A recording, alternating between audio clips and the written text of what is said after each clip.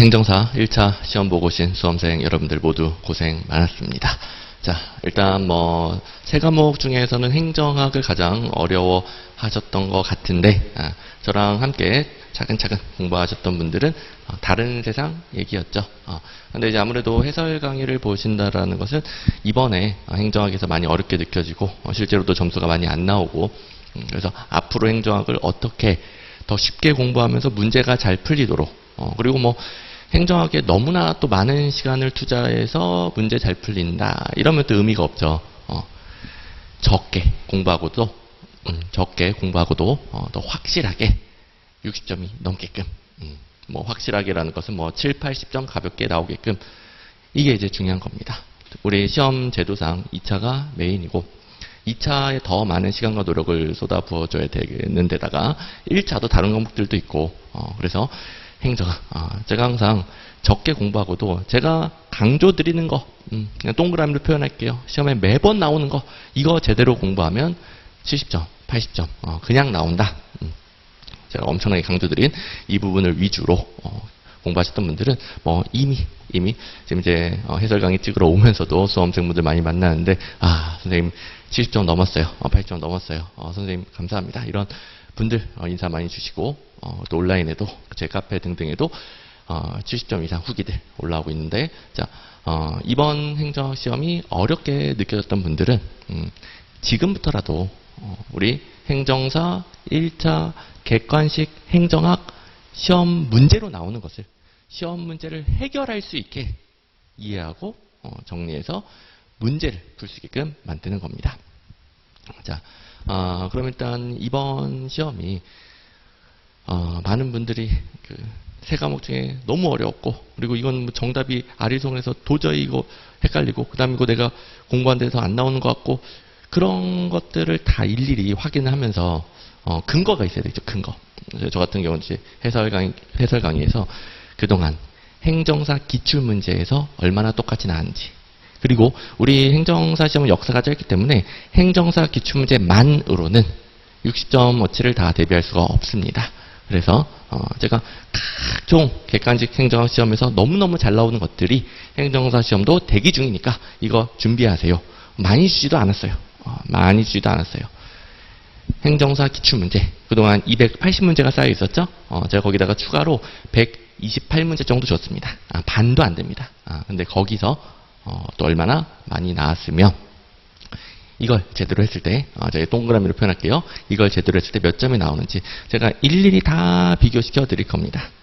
이게 행정학의 시간 투자를 그동안 많이 못했고, 그리고 이제 행정학을 저랑 같이 공부하지 못했던 분들은 이 객관식 행정학 시험에 맞지 않게끔 공부해서, 이게 정말 이번 시험이 그동안 내가 봤던 기출문제에서 있었던 거 맞나, 내가 배운 거 맞나, 그래서 제대로 매칭이 안 되시는 분들은 꼭 해설 강의 잘 듣고, 이렇게 똑같이 나온 것들 앞으로도 계속 나오겠구나 잘 대비해 주시고, 그리고 제가 드리는 것들은 다 근거가 있는 것들이니까 이건 앞으로 나오겠구나, 그럼 이제 넉넉하게 7, 80점 나온다, 이 방향성을 일일이 다 확인해 보면서 잡아보도록 하겠습니다.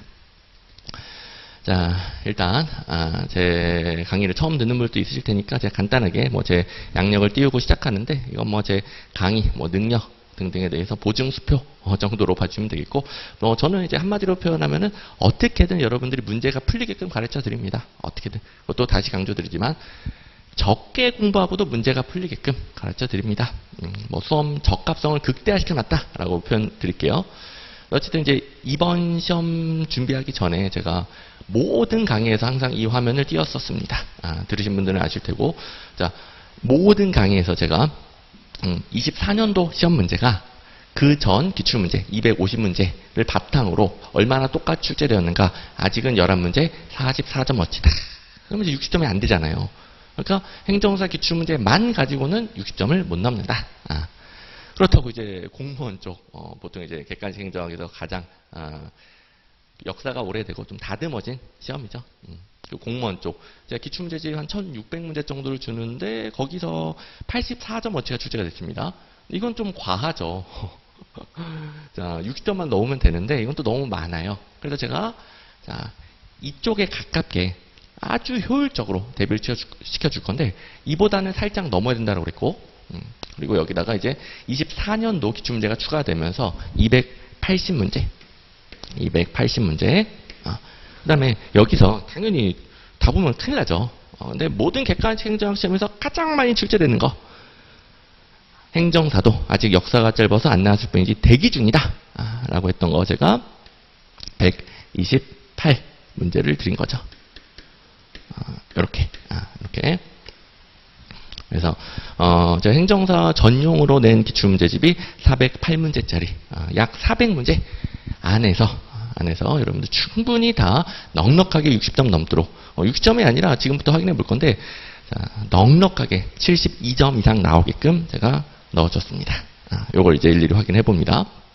자, 일단 분류를 하면 이렇게 되어 있는데 제가 모든 문제를 다 비교시켜 드릴 거예요. 제가 이제 표만 준다고 해서 여러분들이 믿는 게 아니란 말이에요. 또 저를 믿는 것도 중요하지만 여러분들이 뼈저리게 느껴야 돼요. 진짜 이렇게 똑같이 나온다고?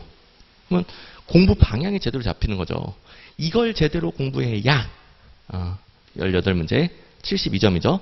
이걸 제대로 공부해야 내가 적게 공부하고도 확실하게 70점이 넘겠구나. 60점은 넉넉하게 넘고요. 그 방향성이 제대로 잡힙니다. 행정학은 배워보셔서 아시겠지만 굉장히 중구난방이고 체계가 없는 학문이기 때문에 방향성을 조금만 잘못 잡으면 공부가 산으로 갑니다. 제가 추려준 408문제만으로도 70점이 넉넉하게 넘는데 물론 이제 행정사 기출문제만으로는 부족하지만 이제 올해 시험에 이번에도 부족했죠. 부족하지만 그래도 제가 예상 문제 준 것까지 하면 넉넉히 넘는데 방향을 잘못 잡으면 엉뚱한 거 이해하고 엉뚱한 거 공부하다가 정작 문제가 안 풀린다. 그래서 제가 괜히 여기를 중간에 놓는 게 아니겠죠. 이번 2025년 시험에서는 행정사 기출문제 280문제 쌓여있던 거에서 12문제가 출제가 됐고요. 자, 일일이 확인시켜 드린다고 그랬습니다. 그리고 이제 예상 문제 128문제 더 준 문제에서는 18문제가 출제가 됐다. 합쳐가지고 그러면 280문제 중에 12문제 128문제 중에서는 6문제가 출제가 됐다라는 거죠. 단순 계산해도 적중률이 제가 드린 게 더 높죠. 왜냐하면 이건 다시 강조드리지만 모든 객관식 행정학 시험에서 미친 듯이 나오는 주제들. 그래서 행정사도 대기 중이다라고 강조해줬던 거니까 예상 문제로 넣어드렸죠. 예상 문제 넣어드렸었죠. 많이 드린 것도 아니고 행정사 기출문제의 반절도 안 되는데 그랬더니 이제 넉넉하게 70점이 넘는다. 역시 일일이 다 확인해 볼 겁니다. 그래서 뒤에 행정사 기출문제, 기출문제집 이렇게 표시를 문제마다 해놨는데 여러분들 보고 계시는 해설지도 마찬가지고 해설지에 다 표시가 되어 있는데 기출문제집으로 표시된 것은 행정사 기출문제도 당연히 포함하는 겁니다. 그리고 행정사 기출문제라고 표시된 것은 그동안 행정사 기출문제만으로 풀 수 있는 거고요. 이렇게 구분해 주시면 되겠고 그 다음에 기본서에서는 몇 문제가 나왔나 보니까 기본서 꼴랑 400페이지도 안 되거든요. 행정학 기본서가 400페이지도 안 된다. 정말 말도 안 되는 분량입니다. 아시다시피 행정학은 굉장히 방대하고 범위가 무한정해요. 근데 제가 400페이지도 안 되게 그것도 각종 여러분들 수험 적합적으로 가장 이해가 잘 되면서 문제가 잘 풀리는 장치들까지 제가 꼼꼼하게 넣어줬는데 하여튼 요 정도면은 무려 24문제 마지막 75번 빼고는 기본서에 다 있습니다. 근데 이 말이 제가 기본서 다 잘 보세요가 당연히 아니겠죠. 우리 96점 안 맞아도 됩니다. 시간 많이 투자하고 60점 넘는 거 의미 없습니다. 2차도 있으니까. 그러면 이제 방향이 잡힐 겁니다. 이거 제대로 하면 행정학은 적게 공부하고도 확실하게 60점 넘는다. 넉넉하게 70점, 80점 나온다. 자, 물론 혹시 행정사 처음 공부하신 분들은 행정학은 이론 강의를 안 들으면 아예 알아들을 수가 없습니다. 이게 시험이다 보니까 기출문제가 제일 중요해요. 제일 중요한 건 행정사 기출문제고 제가 추가로 주는 예상문제 또 각종 객관식 행정학 시험에서 기출됐던 것 중에 가장 중요한 문제들이에요.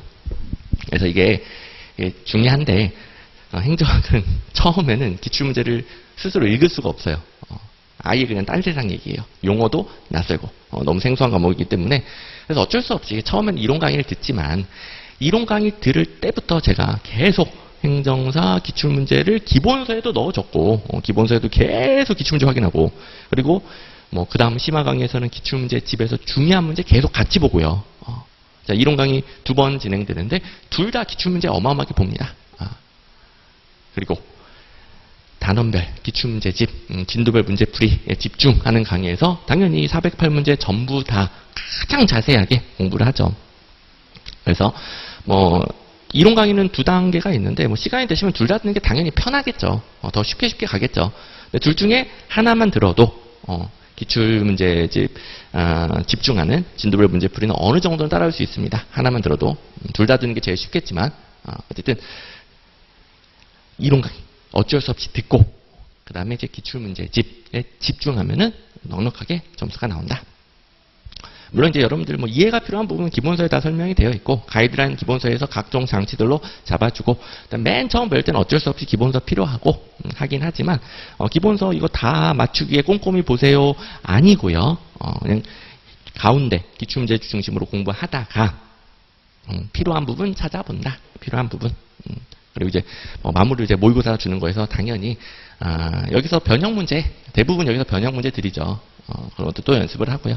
이렇게 합격을 만들어 가시면 됩니다. 자, 모든 커리큘럼 다 따라가기 힘들단 말이에요. 근데 제가 강조드린 게 뭔지 알겠죠? 이 중심을 제대로 잡고 제가 어쩔 수 없이 들어야 된다. 그리고 이게 중심이다. 했던 거 잘 듣고 시간과 여력이 되는 만큼 다른 과목 공부 실력만큼 공부 계획을 조절하시면 되는 겁니다. 자, 처음 시작하셨거나 이번에 좀 아쉬웠던 분들은 내년에는 바로 합격을 하셔야죠. 그리고 뭐 시험 난이도에 매번 바뀌니까 올해는 다른 과목이 쉬웠지만 내년에 갑자기 또 다른 과목 어렵게 나오고 근데 이제 행정학 이렇게 효율적으로 수험 적합적으로 공부를 해놨더니 행정학에서 점수 넉넉하게 나와서 다른 과목 B끝에도 합격하고 이렇게 되게끔 제가 만들어 드릴 겁니다. 자, 아무튼 출제 영역이야 뭐 행정학 총론이 행정사는 가장 많이 나온다라고 제가 강조를 드렸죠. 근데 이제 객관식 행정학 시험이 역사가 짧은 시험들은 점점 공무원화 되어 갑니다. 제가 이제 강의한 지가 10년이 넘었는데 그동안 수도 없이 많은 그러니까 하여간 객관식 행정 시험 문제는 모든 문제를 다 빠삭하게 분석하고 있단 말이에요. 정말 모든 문제. 또 모든 시험. 근데 시험 역사가 짧은 경우에는 점점 공무원 시험화되고 행정사도 올해가 일시적인 건지 경향성인지는 확실하진 않겠지만 그래도 행정학 총론이 올해는 조금 줄었습니다. 원래는 훨씬 많이 나왔었는데 조금 줄어들기 시작했고 그리고 이제 골고루 재무론까지 잘 나오고 있고 그다음에 이제 행정 환류도 행정사 시험에 아주 좋아하는 출제 포인트가 있는데 이번에는 안 나왔고요. 지방자치론 세 문제 이렇게 나왔습니다. 자, 그러면 아시다시피 행정 환류는 양이 제일 적어요. 근데 그만큼 출제 비중이 떨어지니까 제일 잘 나오는 거 위주로 확실하게 하는 거고요. 나머지는 행정학 총론 뭐 당연히 제일 중요하고 골고루 잘 나오니까 여러분들이 방향성 올해 분포를 바탕으로 참고를 해주시고 자, 이제 51번부터 들어가는데 제가 올해 기출문제 그리고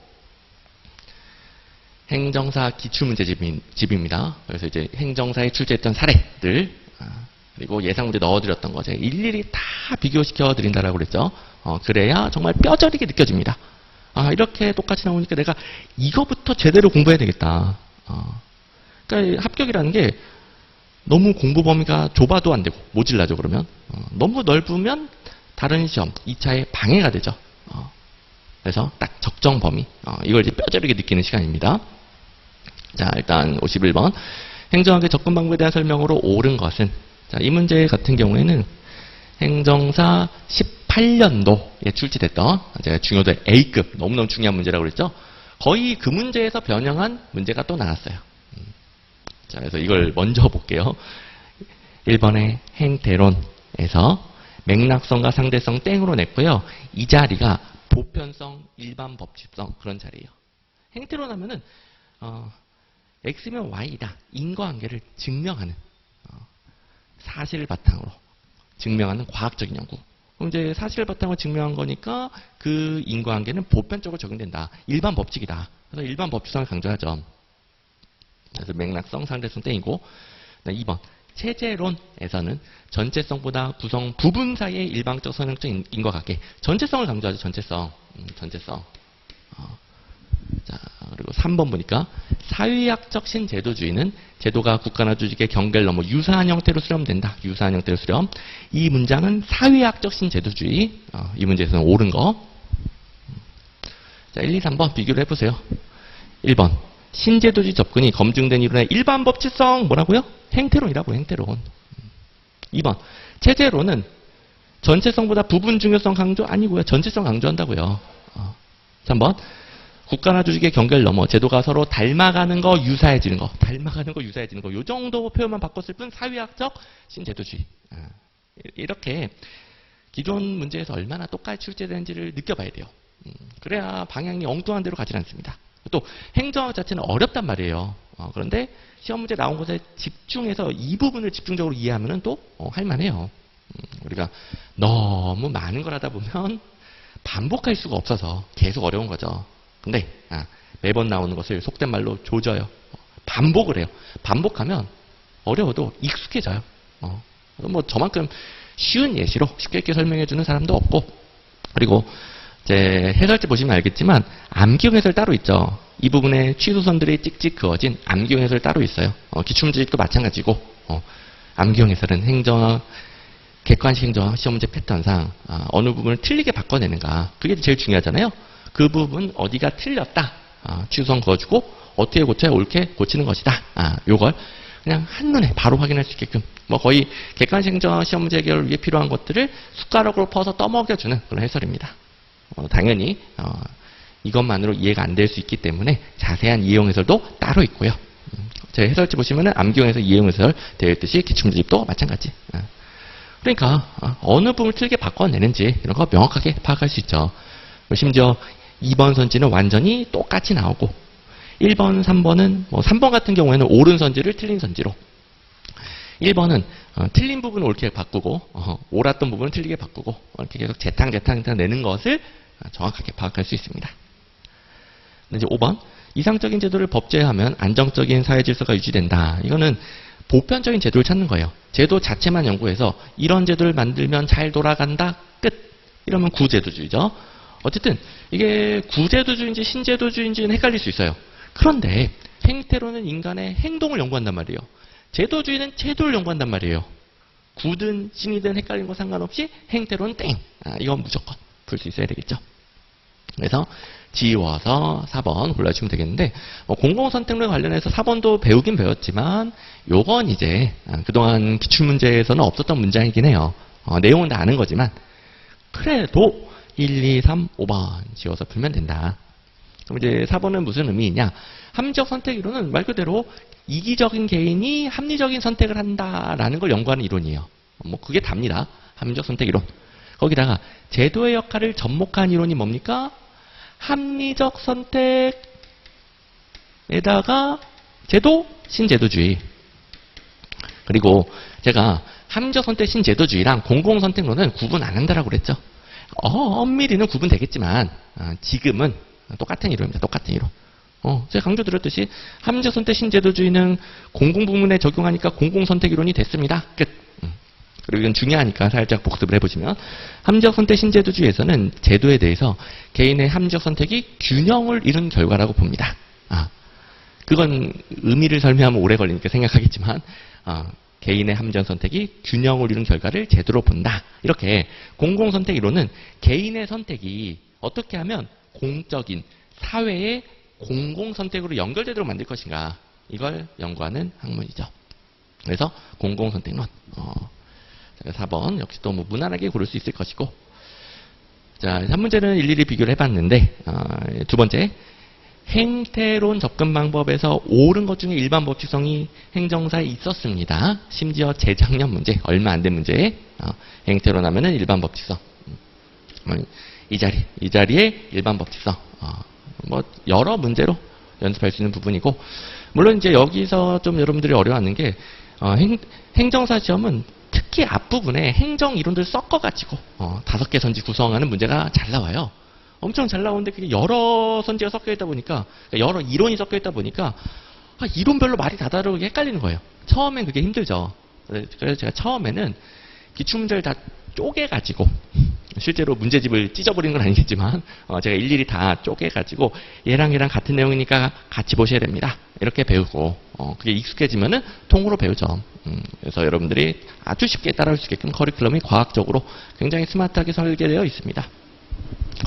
자, 아무튼 이제 초반부니까 이런 설명 좀 드리고 그동안 행정학에 대해서 좀 너무 힘들게 공부하시고 점수가 안 나오셨던 분들을 제가 방향성을 잡아드리기 때문에 초반만 좀 이런 설명 드리고 이제 점점점 문제풀이에 집중할 겁니다.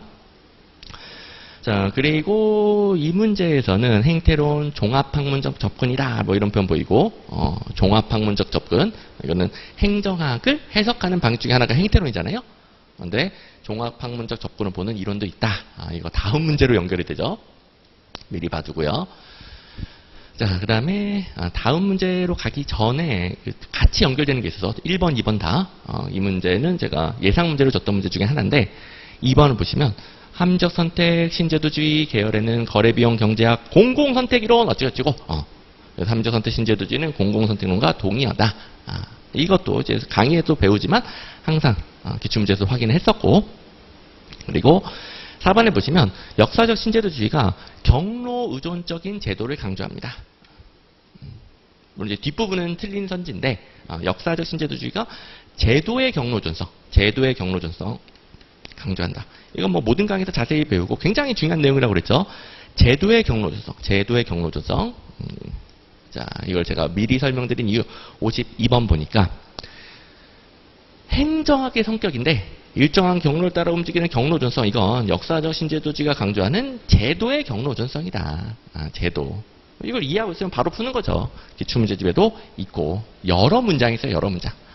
그리고 좀 전에 봤던 문제에서 뭐 행태론처럼 종합학문성을 강조하는 이론도 있고요.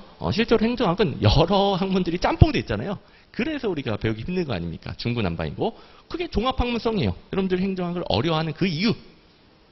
거기다가 이제 행정학의 성격하면 포인트 5번에서 과학성과 기술성을 나눠서 배웠죠? 과학성은 뭡니까? 아이고 배가 고파요. 너 배가 고픈 이유는 밥을 안 먹어서 그래. 이렇게 사회현상에 대해서 원인을 증명합니다. 사회현상의 원인을 증명하는 게 과학성. 그래서 배가 고픈 이유를 설명한다. 그런데 1번 기술성. 이건 행정 문제에 대한 처방과 실천. 이건 뭐죠? 배가 고프면 밥을 줘라. 밥을 줘라. 배고픔을 해결해줘라. 자, 사회 문제를 더 나은 상태로 해결하기 위한 처방과 실천이죠. 그게 기술성. 근데 이게 어디로 연결됩니까? 행태론이 과학성을 강조하잖아요. 행태론이. 후기 행태론이 기술성을 강조하죠. 후기 행태론이.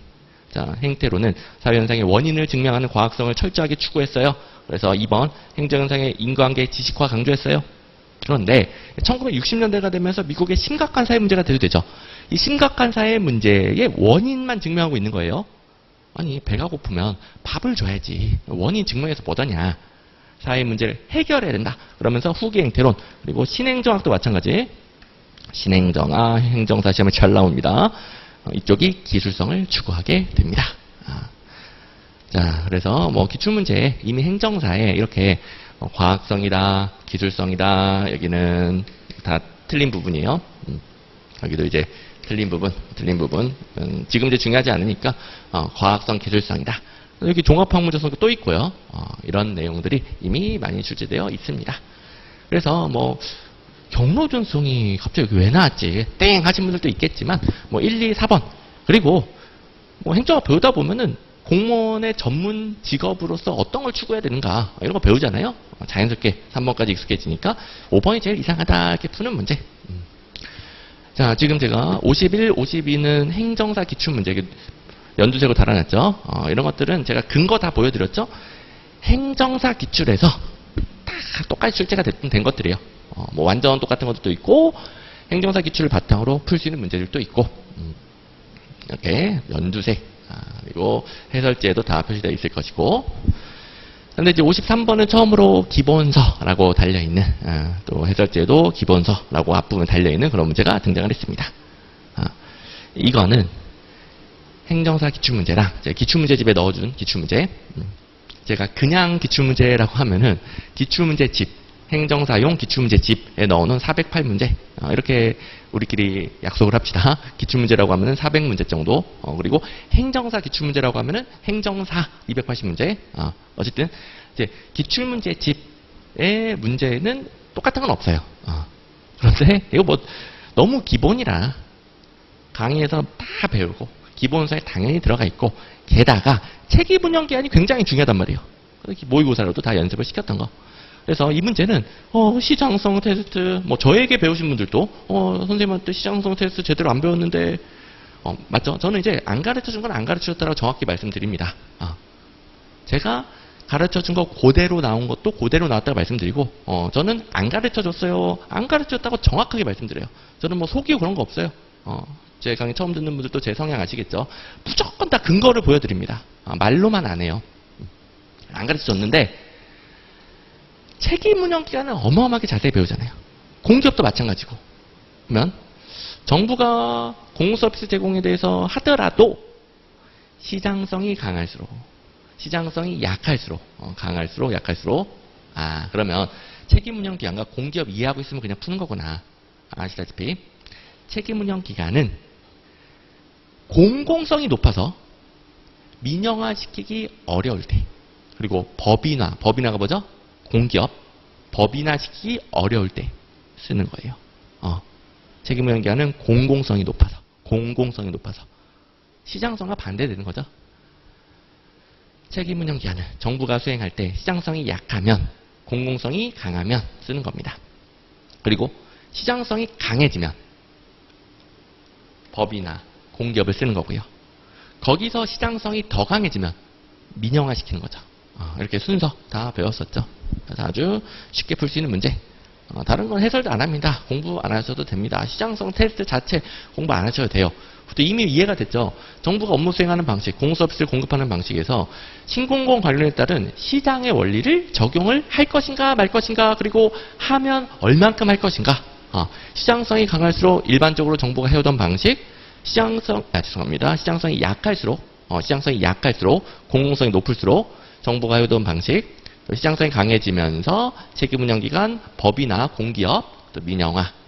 이쪽은 또 공공성이 약해지겠죠? 이거 기본입니다.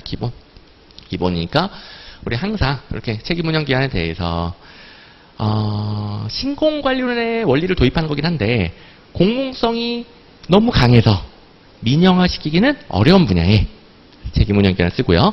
이거는 정부가 직접 하긴 해요. 하지만 민간기업의 경영기법, 성과관리 도입한다. 항상 이렇게 정리를 했죠. 항상. 그래서 우리 기본서 페이지는 해설지에 다 적혀 있습니다. 이거는 205페이지의 그림, 밑에도 하나 더 뜰 텐데 210페이지의 그림, 기본서 페이지는 해설지에 다 적혀 있으니까요. 참고하실 분들은 참고하시고 어쨌든 기본서 보시면은 정부가 직접 하는 거 책임운영기관. 근데 어쨌든 책임운영기관은 공공기관, 법인 형태, 공기업, 공기관의 공기업 있죠. 정부가 직접 하는 것이든 법인 형태이든지 간에 민간기업의 경영방식 도입할 수 있긴 한데 공공성이 큰 분야는 책임운영기관, 시장성이 큰 분야는 공공기관, 공기업. 그러니까 시장성 기준으로는 이쪽이 더 크다. 더 커지면 여기 뭐가 들어간다고요? 민영화. 민간기업이 수행하는 민영화가 들어가게 되는 겁니다. 그렇죠? 이렇게 정리를 했었고 기본서 문장도 뭐 워낙 중요하니까 제가 여러 번 강조드렸던 문장. 책임운영기관의 적용 분야 얘기해요. 공공성이 높은 분야. 법인화된 공기업보다 공공성을 더 중시한다. 책임운영기관은 공기업의 일반적인 형태인 법인화된 공기업보다 공공성을 더 중시하는 기관이다. 그래서 2번 법인화나 민영화가 곤란한 분야에 적용한다. 높은 공공성으로 인하여 법인화나 민영화가 곤란한 분야. 제목도 달아주고 또 밑줄도 쳐주고 심지어 여기 기출문제도 넣어줬고요. 됐고. 자, 그리고 이런 것들은 워낙 중요하니까 모의고사로도 연습을 시켰습니다. 자, 마지막 커리큘럼이죠. 전범위 모의고사 2회치에 제 전범위 모의고사는 1회치는 20년도 행정사 기출문제 변형, 2회치는 21년도 행정사 기출문제 변형, 5회치는 작년 24년도 행정사 기출문제 변형 문제예요. 그래서 63번을 변형한 문제, 이제 63번 중에 책임운영기관이 있었거든요. 변형한 문제 4번을 보시면 책임 연기하는 정책 결정 기능보다 주로 사업적 집행적 성격의 강한 기능을 수행한다. 랑. 공공성이 높아 민영하기 어려운 분야의 성과관리 방식을 도입하여 효율성을 높이기 위한 것이다. 그래서 자 법인화는 이쯤 있는 거죠. 법인화는 법이나 공기업 이쯤 있는 거죠. 그래서 요 순서 이렇게 여러 가지 형태로 대비했기 때문에 쉽게 맞췄을 겁니다. 이렇게 보신 분들은 쉽게 맞췄을 겁니다. 자, 이제 54번은 다시 행정사 기출문제. 뭐 지겹게 봤죠. 육어버넌스로 정말 많이 나옵니다. 자, 일단 기억 정부 내부 관리에 초점 땡, 리을 정부 단독 땡. 너무 쉬웠던 문제. 기계적으로 풀 수 있는 문제. 왜냐하면 육어버넌스로는 정부 혼자 해결하기 어려운 문제를 민간 부분과 함께 협력해서 해결한다. 그래서 정부 내부 관리보다는 민간 부분, 외부와의 관계를 강조하고요. 정부 단독 국정관리 능력 강조가 아니라 민간과 협력하는 것을 강조하고요. 협력을 위해 니은의 수평적 네트워크 필요합니다. 그리고 협력 과정에서 정부는 방향 잡기만 잘해주면 돼요. 자, 이것도 오해하시면 안 되죠. 정부 역할은 신공관리론하고 육어버넌스론은 똑같습니다. 자, 신공관리론, 육어버넌스론 차이점 어마어마하게 많죠. 근데 정부 역할 방향 잡기인 건 똑같죠. 헷갈리시면 큰일 난다고 그랬고, 그래서 쉽게 풀었을 겁니다. 뭐 미음은 참고만 하시면 되겠고, 20세기 말이니까 1990년대죠. 신공관리론이 1980년대, 육어버넌스는 1990년대 그 다음에 나왔죠. 또 몰라도 풀 수 있고. 자, 역시 기출문제 확인. 역시 행정사. 재작년에도 육어버넌스는 정부 내부의 관리보다는 외부 주체와의 관계를 강조한다. 이렇게 옳게 옳은 거 정답으로 나왔던 선지도 있고요.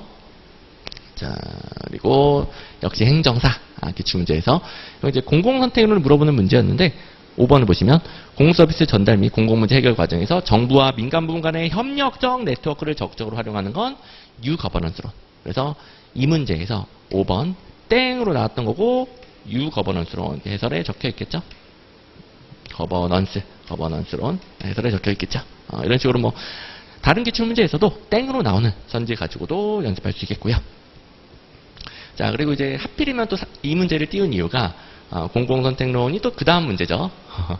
옳은 거 2번인데 공공서비스의 효율적 공급을 위해 공공부문의 시장 경제화를 추구하며 정치행정 현상에 대해 경제학적 분석 도구를 적용하여 설명한다. 경제학적 분석 도구. 이렇게 공공선택론 하면은 시장의 원리를 공공부문에 적용해요. 아까 뭐 함적 선택, 개인의 이기적인 선택이 어떻게 공공선택, 제도로 만들어지는가 연구해요. 경제학적 분석 도구 활용해요. 뭐 미친 듯이 중요하죠. 제가 엄청나게 강조드렸고 또 나왔네요. 또 나왔습니다. 55번 기본가정 및 특징을 옳지 않은 것은 방법론적 개체주의. 자, 이런 건 설명 안 합니다. 경제학의 기본적인 도구. 그리고 합리적 이기주의, 합리적 인간관 다 개인이 이기적인 합리적 선택을 한다. 그리고 선생님 근데 왜 집합적 결정을 중시하는 건 개인하고 좀 안 맞는 거 아닌가요? 자, 3, 4번은 제가 공공선택론, 합리적 선택 신제도주의는 개인의 합리적인 선택이 어떻게 하면 공적인 선택으로 바뀔 것인가, 혹은 뭐 제도로 바뀔 것인가, 이걸 연구한다고 그랬잖아요. 그래서 집합적인 뭐 공익 중시한다 그런 게 아니고 개개인들은 다 자기 이익을 중시하여 사익을 추구해요. 근데 그게 어떻게 집합적 결정, 공공 선택으로 연결될 것인가, 어떻게 제도로 연결될 것인가, 같은 말. 같은 말. 그래서 좀 어려워하신 분들이 있을 수 있으니까 아까 제가 예를 들여다가 만 거, 합리적 선택 신제도주의, 공공선택론에서는 개인들의 합리적 선택이 균형을 이룬 결과를 제도로 본다. 제도로 본다. 이게 무슨 말이죠? 공유제의 비극을 생각하면 된다고 했죠. 이건 이제 재작년에 행정사 기출문제에 나온 겁니다. 공유제의 비극. 개인들이 다 공유제에 대해서 이기적인, 합리적인 선택을 하게 되면 다른 사람이 쓰기 전에 빨리빨리 써야 돼요. 모두가 똑같은 생각을 하면 공유제가 금방 고갈되죠. 그걸 방지하기 위해 제도가 만들어집니다. 오스트롬이라는 학자가 모두 다 이걸 이해하고 있으니까 우리 모두를 위해 공유제를 뭐 예를 들어 한 번 잡을 때 몇 킬로만 잡는다, 한 번 먹을 때 몇 개만 먹는다, 이렇게 규칙을 정하는 거예요. 그러면 적절하게 소비가 이루어지고 공유제가 계속 유지가 되겠죠? 그러면 계속 쓸 수 있어요. 공유제, 비극, 고갈돼 버리면 아무도 못 쓰잖아요. 그러니까 이거는 뭐 공익을 위해 그런 게 아니라 각자 자기를 위해 제도가 만들어질 수 있다는 거예요. 제도가 없는 경우에 모두 이기적인 선택을 하면은 공유제가 고갈된다. 그런데 그 고갈을 방지하기 위한 제도를 만들면 그 제도 하에서는 공유제가 유지되고 모두가 계속 더 큰 이익을 볼 수 있는 거예요. 이런 식으로 합리적선택 신제도주의가 말하는 제도, 이게 공공선택, 집합적 결정, 제도적 장치가 되는 겁니다. 쉽게 말하면 개인들의 합리적 선택이 모두에게 손해가 되는 걸 방지하기 위한 제도가 만들어진다. 뭐 쉬우니까, 이제는 쉬우니까 이해됐을 것이고, 그 다음에 5번은 공공선택론에서 정말 미친 듯이 나오는 패턴입니다. 자, 공공선택을 하면 관할권의 중첩, 그리고 분권화된 다양한 조직, 이 두 가지 대표적인 처방이라고 그랬죠? 단일 조직이 아니라 분권화된 장치. 그리고 이건 이해도 되죠. 공공선택을 하면은 수요자, 자, 시장의 원리예요. 시장의 다양한 수요자, 정부도 공공서비스의 수요자가 원하는 걸 해줘야 된다. 수요자들이 원하는 게 얼마나 다양한데 하나의 단일 조직으로 그 다양한 요구를 대응할 수가 없는 거죠. 그래서 다양한 조직, 그리고 각각의 수요자의 요구에 빨리빨리 대응하라고 분권화 시켜준다. 우리 정말 공공선택은 너무너무 중요하니까 이건 뭐 단순히 키워드 외우는 수준이 아니라 정말 자세하게 이해를 해봤었죠. 자, 그래서 항상 공공선택을 하면은 자, 경쟁의 원리, 수요자 중심 원리에서 대표적인 처방, 관할권의 중첩과 분권화된 다양한 조직 구조. 그래서 여기 반대말로 바꾸기 딱 좋죠. 이번에는 여기가 나왔네요.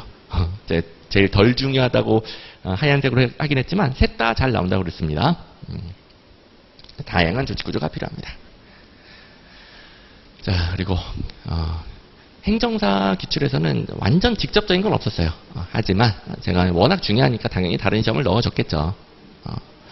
일단 비시장적 의사결정, 공공부문이라는 소리죠. 공공부문의 의사결정, 그러니까 공적인 선택에 대해서 경제학으로 연구한다. 개인은 합리적이고 이기적인 존재이다. 그리고 개인의 행동을 기본적 분석 단위로 한다는 게 방법론적 개체주의죠. 방법론적 개체주의. 그리고 나머지는 보너스로 보시면 시장을 강조하니까 시장 역할 중시, 시장 경제화 처방, 그리고 전통적인 관료제. 이게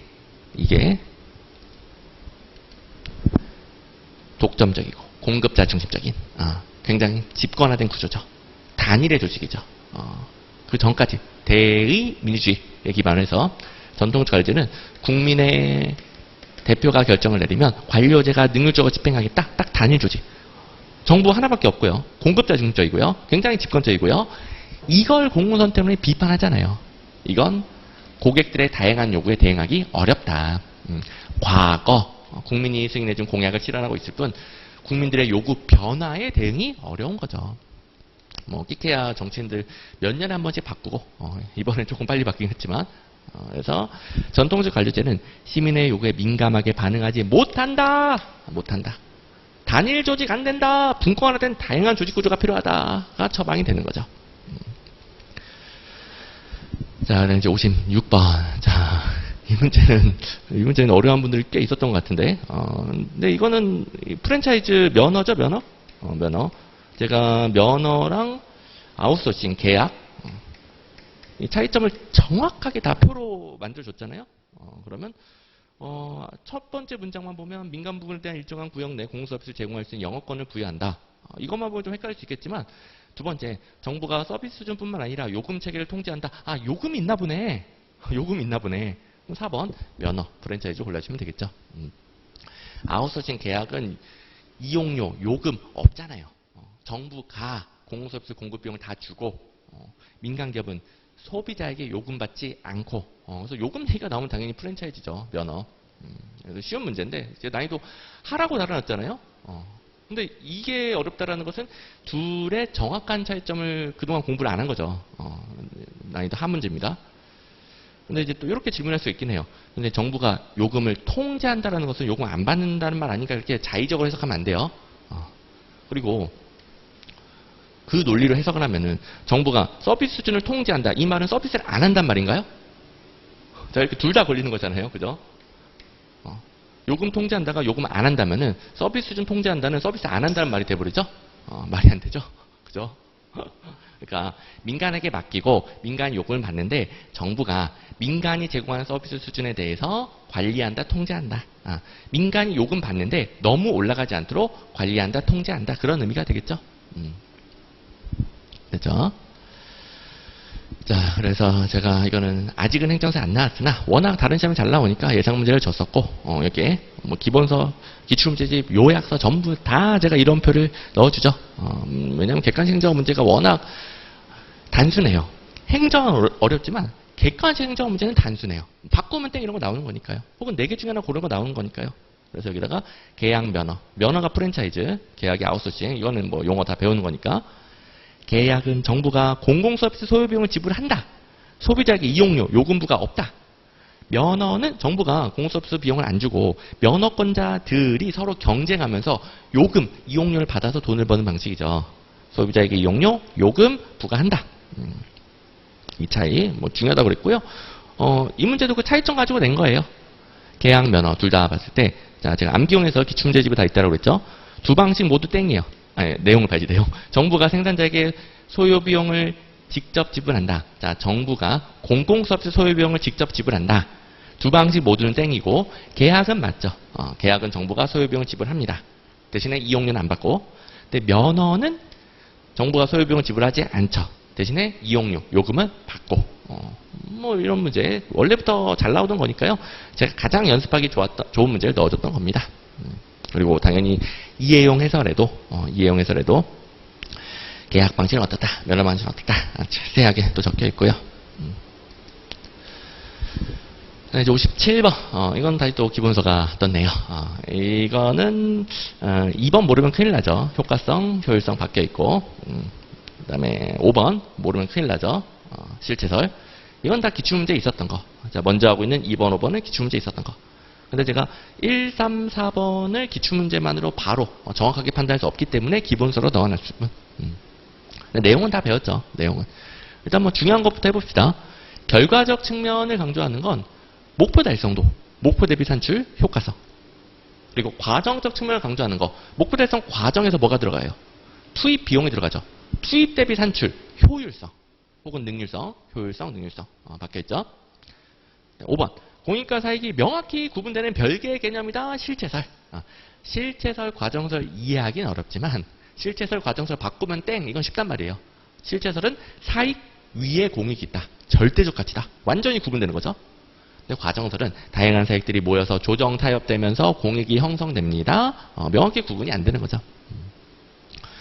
그리고 이제 처음 출제됐지만 3, 4번은 기본 중에 기본. 우리 민주성을 두 가지 차원으로 배우는데 국민의 참여는 당연히 행정부 외부의 민주성, 대외적 민주성, 관료의 참여가 대내적 민주성. 간단하고요. 4번 약자에 대한 배려. 이거는 약자들 다르니까 더 많은 배려를 해준다. 다르게 취급하는 거죠. 수, 직적 형평성. 그리고 동등한 자들 간의 공평. 같으니까 계속 같게 취급한다. 수, 병적 형평성. 이건 뭐 느낌 살릴 수 있잖아요. 같으니까 계속 같게. 계속 이제 수평적이에요. 같으니까 계속 같게. 수평적 형평성. 같은 것은 같게. 근데 수직적 형평성은 사회적 약자들처럼 소득 분배 불평등이 벌어져 있는 거예요. 그러면 부자에게서는 뺏고 약자에게서는 주고. 수직적인 움직임 있죠? 수직적 형평성. 쉽죠? 그리고 1번 뭐 제일 어려울 수 있으나 과거 근대 입헌국가, 입법국가 대공황보다도 전 아닙니까? 이때는 행정부 역할이 소극적이었는데 지금은 현대 행정국가화 현상, 과거 행정국가처럼 다시 또 현대 행정이 심각한 사회 문제를 해결하기 위해서 다양한 새로운 역할이 요구되고 있습니다. 그때 이제 입법부랑 행정부 중에서 사회 문제에 대한 대응이 빠른 거. 자, 입법부는 뭐 정당 소속에 따라 정당들끼리 또 싸우기도 해야 되고 그리고 법률 제정 절차 굉장히 오래 걸립니다. 근데 행정부는 바로 공무원 보내서 대응할 수 있죠. 자, 문제에 대한 대응이 빠른 건 행정부예요, 행정부. 그래서 현대 행정에서 합법성은 입법부가 정해준 법을 행정부가 그대로 지키시오 보다 좀 더 상황에 따라 신축적인 법의 적합성을 강조하고 있습니다. 이거는 우리 행정학 배우면서 계속 현대 행정의 흐름을 배웠잖아요.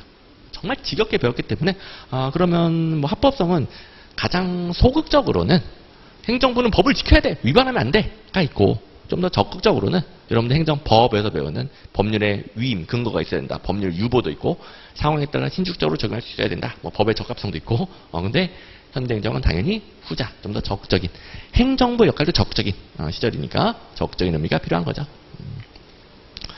자, 아무튼 기출문제 있었던 거, 투입 대비 산출은 능률성, 효율성이다.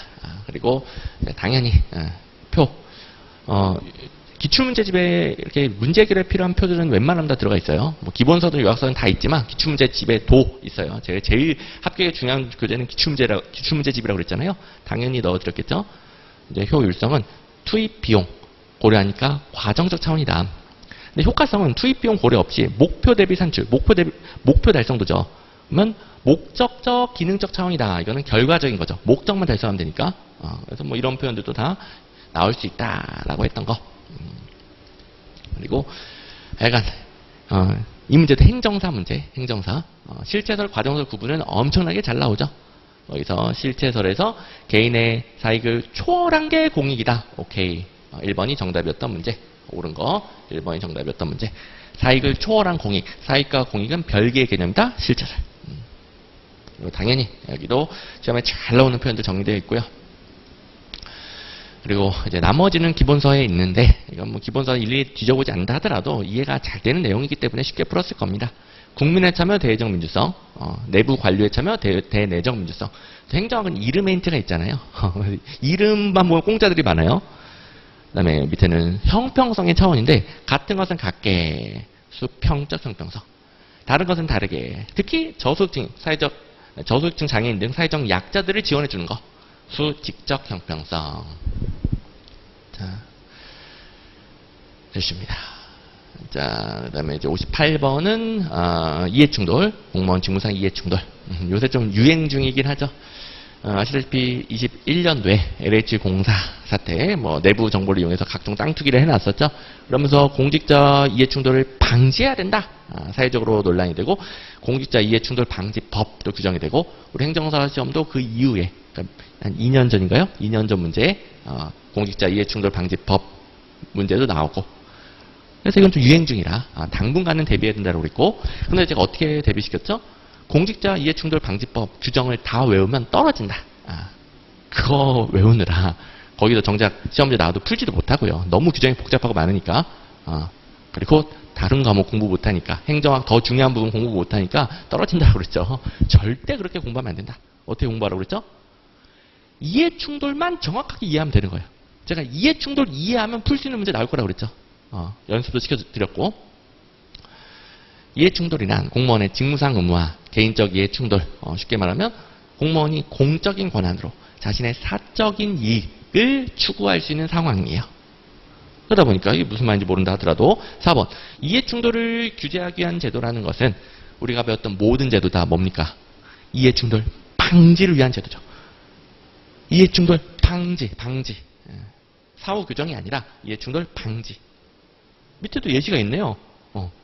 이거 헷갈리지 말라고 밑에 인사청문회 이런 건 이해충돌 가능성을 사전에 점검하는 것이다. 여러분들 아시다시피 국회가 행정부 장관 등등 행정부 인사에 대해서 인사청문을 미리 하잖아요. 미리. 장관 뽑고 나서 하는 게 아니죠. 장관 뽑기 전 인사청문을 거쳐서 사전적으로 이 사람이 과연 장관 시킬 만한가, 이해충돌 가능성이 있는가, 뭐 아들 잘 군대 갔다 왔나, 다운계약서 쓴 거 없나, 이렇게 검증을 하죠. 사전적 검증. 이게 이해충돌 방지. 나머지는 참고하시면 돼요. 1번.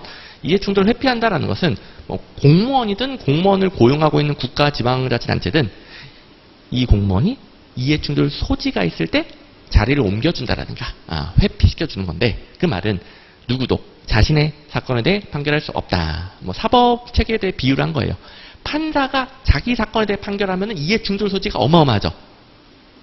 공직자들 전부 다 마찬가지다. 그래서 한번 이해충돌 규제를 강조하는 것은, 국민이 주인이고 관료가 대리인인데, 관료, 대리인이 자신의 공적인 권한으로 사익을 추구하고 있어요. 그러면 주인과 대리인 간의 신뢰가 깨지죠. 신뢰성 유지를 위한 것이다. 뭐 당연한 말이 되겠죠. 자, 그리고 이제 작년에 이렇게 우리나라 공직윤리 확보 제도 어느 법률에 뭐 있느냐. 이게 다른 시험에 어마어마하게 잘 나오니까 작년에 어느 법률에 뭐 있니? 나올 거라고 그랬는데 딱 나왔고, 그 다음에 이거는 우리나라 공직윤리 확보 제도들이 원래부터 모든 시험에 어마어마하게 잘 나오니까, 이게 또 나오든, 이해충돌 관련된 게 나오든 2년 연속 나올 수 있다고 그랬습니다. 그래서 잘 대비시켜 드렸는데, 공직자윤리법에서 이해충돌 방지를 정하고 있고, 이것도 이해충돌 방지, 이것도 이해충돌 방지, 이것도 이해충돌 방지, 다 이해충돌 방지를 위한 것이다 강조를 드렸었죠. 또 하나가 선물의 신고 있죠. 선물의 신고까지 해서 하나, 둘, 셋, 넷, 다. 하나 더 있는데? 여기 두 개 있네. 등록 공개해서 5개, 6개. 그래서 2등 공주 선퇴, 이해충돌 방지, 재산 등록 공개, 주식 백지 신탁, 선물의 신고, 퇴직공자 취업 제한, 공직자윤리법에서 2등 공주 선퇴 무조건 외워야 되고 다 이해충돌 방지를 위한 것이다. 강조를 드렸었고, 내부 고발은 부패 방지법. 이제 59번. 이거 이제 기출문제집에는 없었으나 기본서에는 똑같은 문장이 있어요. 그리고 이제 어느 정도는 지울 수 있죠. 자, 국가재정법에서 1번. 정부는 예산이 여성과 남성에게 미칠 영향을 미리 분석한 보고서인 성인지 예산서를 작성해야 된다. 이건 행정사 기출문제 있어요. 행정사가 성인지 예산 나름 좋아한다고 그랬죠. 있고. 3번. 감사원의 검사를 거친 국가결산보고서를 다음 년도 5월 31일까지 국회에 제출해야 된다. 결산 과정. 우리 210, 2말, 410, 520, 531까지 국회 제출. 다 외웠었죠. 4번. 정부는 예산이 온실가스를 감축하는 방향으로 집행되는지를 평가하는 보고서인 온실가스 감축인지 결산서.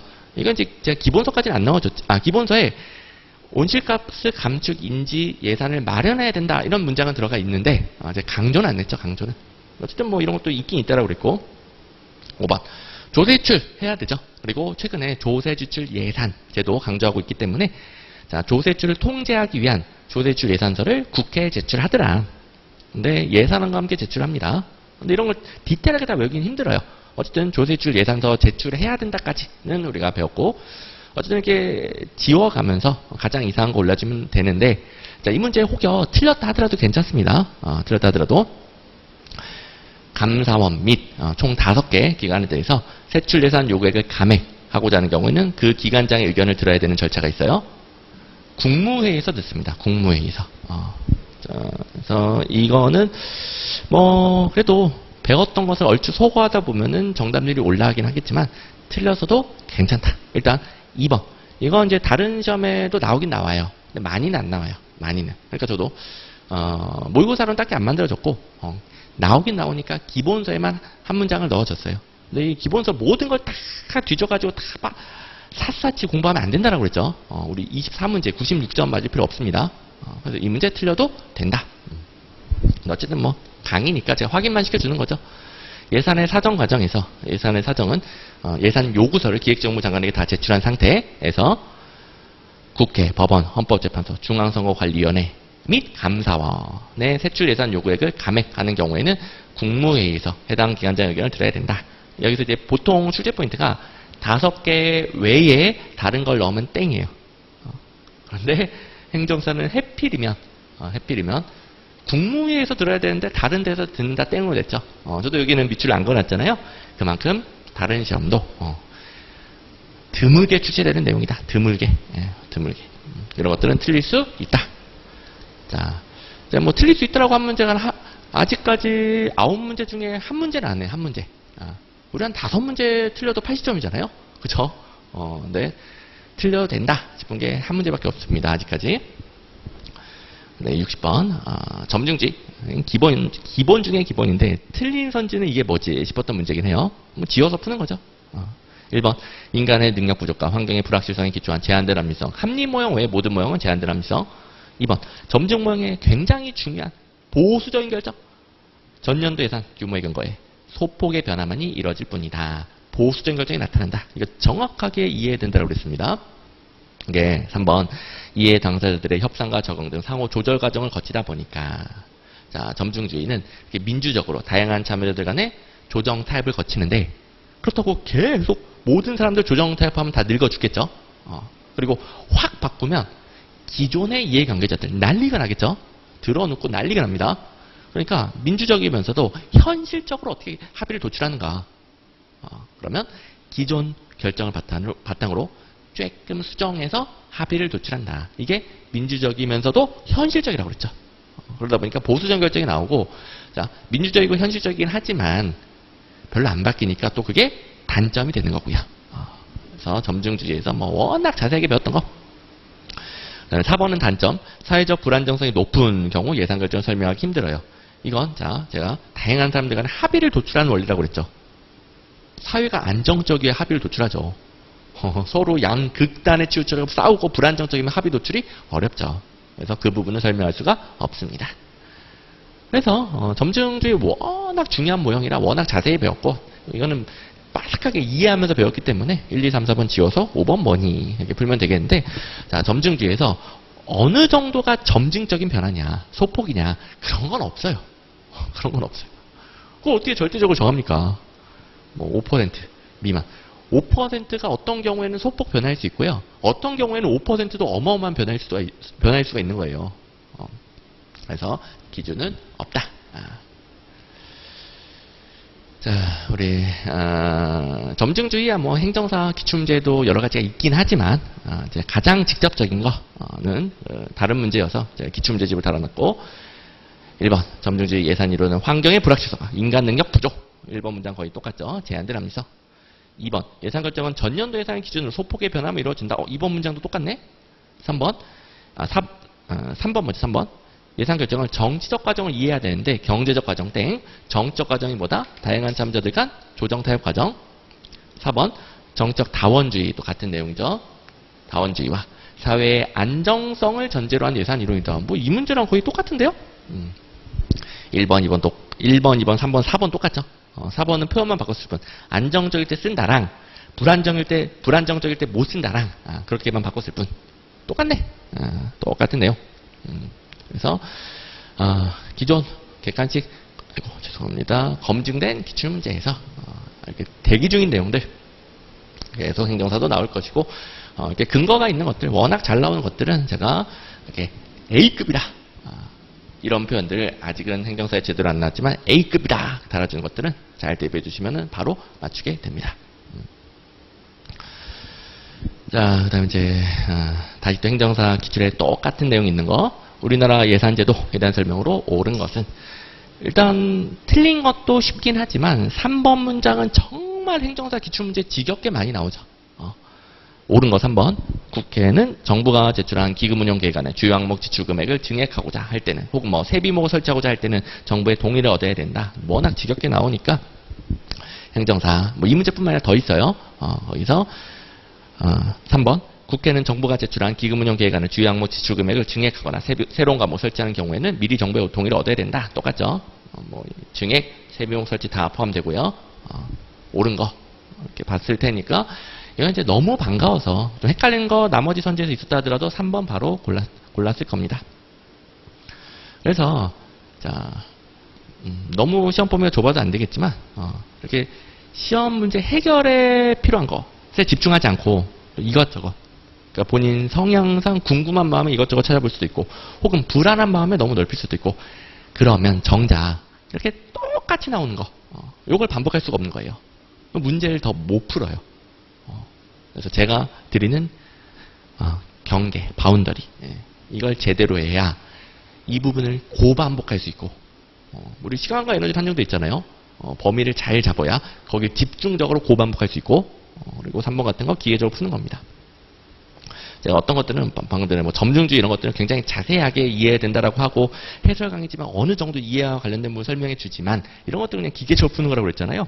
우리나라 제도 그냥 암기하면 되는데, 당연히 이해하면서 구조를 파악하면서 암기하겠지만 기출문제의 똑같은 문장은 기계적으로 풀 수 있게끔 반복이 되어 있어야 돼요. 반복, 회독. 그리고 나머지도 기출문제 다 있죠. 1번 국회에서 추가 경정 예산이 확정되기 전에 이를 미리 배정하거나 집행할 수 없죠. 우리나라는 예산은 예산이에요. 예산이 법률이다 땡. 예산 법률주의 아니고 예산은 예산.